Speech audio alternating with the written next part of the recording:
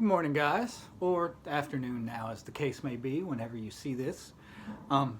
First, I just wanted to say one of the reasons I haven't been keeping up on our writing lately like I want to, and I have so many ideas that I really want to convey to you and get out to you guys, but my hands are absolutely just kind of devastated right now.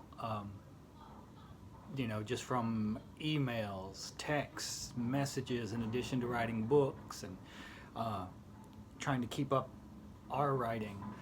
So I'm going to have to let my hands heal for probably at least a week before I can actually start typing again.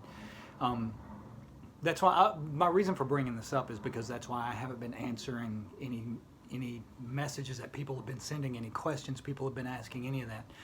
But we are going to get back to that. And I'm going to do another video either later today or tomorrow, and I'm going to go through and get some more of you guys' questions, and we'll do another question video, another answer video. I wanted to tell you guys about, well, a few things actually. One is I want to give you a Sumerian self-initiation ritual.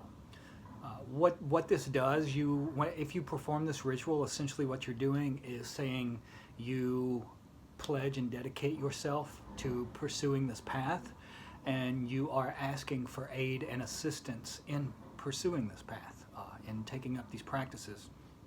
I'm working on well, first I'll continue with that.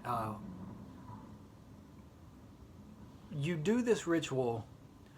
Remember when I talk about how whenever you do the lesser banishing ritual, you're learning a pattern or a formula that you will use, that you'll apply in all different ways in the future, from everything from charging talismans to putting energy into water or into things that you can consume, or putting it, just launching it out to manifest something, whatever it is, you use this pattern. Well, this pattern or this formula is also what you use in the self-initiation ritual. When I was in prison, I did this ritual every single day for a year. It's one of the things that I sort of cobbled together after reading a lot of John Michael Greer's work while I was still locked up. But essentially what you do is the lesser invoking of the pentagram ritual. And you know how to do that. You just draw the pentagram starting at the top instead of at the bottom. Whenever you do that, if you start drawing the pentagram at the bottom the way you do in the lesser banishing ritual, it means you are pushing energy out. If you start drawing it at the top, it means you're pulling energy in, pulling it down from the heavens into the space where you're doing your work. So you're going to do the lesser invoking ritual of the pentagram, but with exceptions. For example, you're not going to use the god names associated with charging the pentagrams. You know how whenever you charge them now, you use Yehovah in the east, you use Adonai in the south, you use Ehyeh in the west, and you use Agelah in the north. Instead, you are going to use the Sumerian names to charge these pentagrams. You are going to charge the pentagram in the east with the name Anu, A-N-U. You're going to charge the pentagram in the south with Enlil, E-N-L-I-L. You're going to charge the pentagram in the west with Inanna, I-N-A-N-N-A. You're going to charge the pentagram in the north with Enki, E-N-K-I. So you'll do this, and then whenever you get ready to do the actual invoking of the angels around you, you won't use the angels. What angels are in Judeo-Christian iconography were derived from these ancient Sumerian deities. They started off as gods, and then later in Christianity became angels. But you know how you'll do, after you've drawn the pentagrams all around you, you say, before me Raphael, behind me Gabriel, on my right hand Michael, on my left hand Uriel. You do the exact same thing, only you say, before me Anu, behind me Inanna, on my right hand Enlil, on my left hand Enki. And if you want to do extra credit, you know how in my version of the lesser banishing, how I added Metatron above me and Sandalphon below me? You can do the same thing here and say above me Anshar, A-N-S-H-A-R, below me Kishar, Kishar. Anshar in Sumerian means whole heaven. This was a god that literally embodied the heavens in their entirety. Kishar means whole earth. So this was a goddess that embodied the energy of the entire earth spectrum. So you're saying basically heaven above me and earth below me, in addition to these four entities around you. Now for me, when I first started doing this, it felt so much more powerful to me than using the angels did, that there was no way to even compare the two. So I would like to know, those of you who do start to try this, what your experiences are. Do you feel that which feels stronger to you? Doing the version with the angels and the Hebrew names, or doing the version with the Sumerian deities and using their names to charge the pentagrams? Now, the last part of this, you're going to take, this could be where you start gathering your tools. You know, traditionally in magic, you use a wand, you use a chalice. The chalice is what you would use for this, for the self-initiation. So get some sort of cup that you don't mind having around for a long time, because you're going to accumulate energy on this chalice or this cup. When I was in prison, I started doing this with just a plastic, just a yellow plastic cup. It was all I had, and that's what I started doing this with. And I could tell as time went on, because I did this, like I said, every single day for a year, with the angel version, that you could feel energy start to accumulate on this cup. But what you're going to do is take this cup with some water in it. After you do the invocation ritual, you're going to step to the east and hold the cup in your hands, and you're going to say, you know, basically you want to phrase this in your words.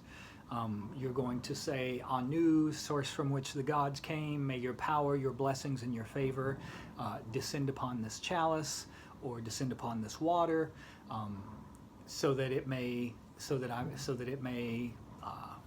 protect, guide, and illuminate me on my journey through life and on the path of high magic. When you do that, close your eyes and envision a white light at the top of the universe. Inhale a few times and see it glow as bright as you can possibly make it glow.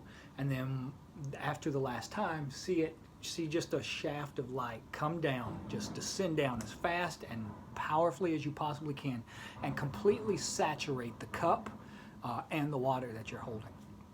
Go around to the south. Say, you know, really, you want to do research. You have to do research into these entities. So, because you want to phrase your prayers, your invocations in a way that means something to you. You know, you go to the south and you say, in Lil, may your power, your blessings, your favor descend upon this cup in order to protect, guide, and illuminate me on my journey through life and on the path of high magic. Again, envision that white light at the top of the universe. Inhale several times, see the light come down, and whenever you exhale, see it come down and completely saturate the cup and the water you're holding. Walk around to the west. Inanna, goddess of love and war, may your power, your blessings, your favor descend upon this chalice, so that I may be protected, guided, and illuminated on my journey through life and on the path of high magic. Same thing, only this time envision a green light at the top of the universe and see it come down and fill the cup. Saturate it with green light. Walk over to the north. You're walking in a clockwise circle. Walk to the north, holding your chalice. Say, Inky, may your power, your blessings, your favor descend upon this cup in order to protect, guide, and illuminate me on my journey through life and on the path of high magic. Finish your circle, standing back facing east. You're going to drink this water, and whenever you drink it, I want you close your eyes and you envision that this water is absolutely filled, saturated, packed with all of this energy that you've collected by going around and invoking these gods and asking them to let their favor descend upon this. Drink it. And as you drink it, see it in your mind's eye as if you are drinking light, and see it completely fill you up from the bottom of your feet to the top of your head, completely saturating you with white light. You can also see it saturating your aura, you know, not just your physical body, but see it completely filling up about, you know, arm's length around you in both directions. Envision a circle that's about arm's length around you. As you drink the light, see it filling your aura completely up with light. Like I said, I did this every single day for a year. This is another technique, and we'll go into this a little later, about that you can use to charge a talisman. You can use this for really anything. You would do the same thing. You would make your talisman, or you take a stone, or you take your herbs, whatever it is, and you go to each quarter, ask for their power, blessings, and favor to descend on it, and envision that white light coming down and filling it up. There's a lot more that I want to say about this. I want to go into more about there's just a lot more that I want to cover, and I may do that later this afternoon, actually, because I feel like I haven't even really started. I want to tell you guys about a course that I'm doing, which sounds true right now, that will be out in the not very distant future, what the name of it means and how it ties into the Sumerian stuff. Keep in mind, in Lil, the figure that is on your right hand, they said in ancient Sumeria that it is Enlil who decides who will be king. This is why they used to call magic the royal science, because it is the science of becoming a king. A king is someone who is a sovereign, who rules over their own lives. They don't care what politicians, what religious leaders, what society or anything else tries to impose upon them. They set the course of their own life because they have become kings.